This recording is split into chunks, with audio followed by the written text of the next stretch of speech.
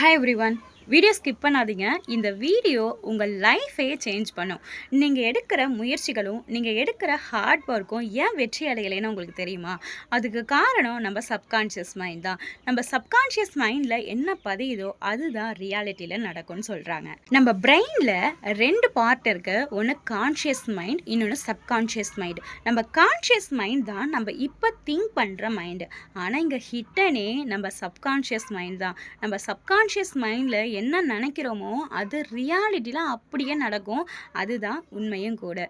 So எப்படி இந்த subconscious mind react ஆகுதுன்னு சொல்லிட்டு பார்ப்போமா?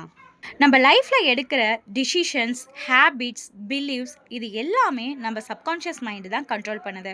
ஃபார் எக்ஸாம்பிள், நீங்கள் புதுசாக காரோ இல்லை பைக்கோ ஓட்ட கற்றுக்க போகிறீங்க. புதுசாக கற்றுக்க போகிறப்ப அந்த கியர் எங்கே இருக்குது, பிரேக் எங்கே இருக்குன்னு பார்த்து பார்த்து ஓட்டுவீங்க.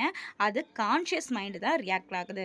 ஆனால் நீங்கள் கார் ஓட்டிக்கிட்டு நல்ல ஒரு எக்ஸ்பீரியன்ஸ் ஆனதுக்கு அப்புறம் உங்கள் காரை நீங்கள் எங்கே பிரேக் இருக்குன்னு பார்க்க மாட்டீங்க, எங்கே கிளச் இருக்குன்னு பார்க்க மாட்டீங்க. தானாகவே உங்கள் கால்களும் கைகளும் அந்த இடத்துக்கு போயிடும். ஸோ இதுதான் கான்ஷியஸ் மைண்டுக்கும் சப்கான்ஷியஸ் மைண்டுக்கும் உள்ள டிஃப்ரென்ஸு.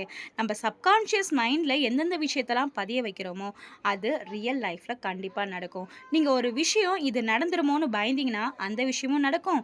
இந்த விஷயம் நடக்கக்கூடாதுன்னு நினச்சாலும் அதுவும் நடக்கும்.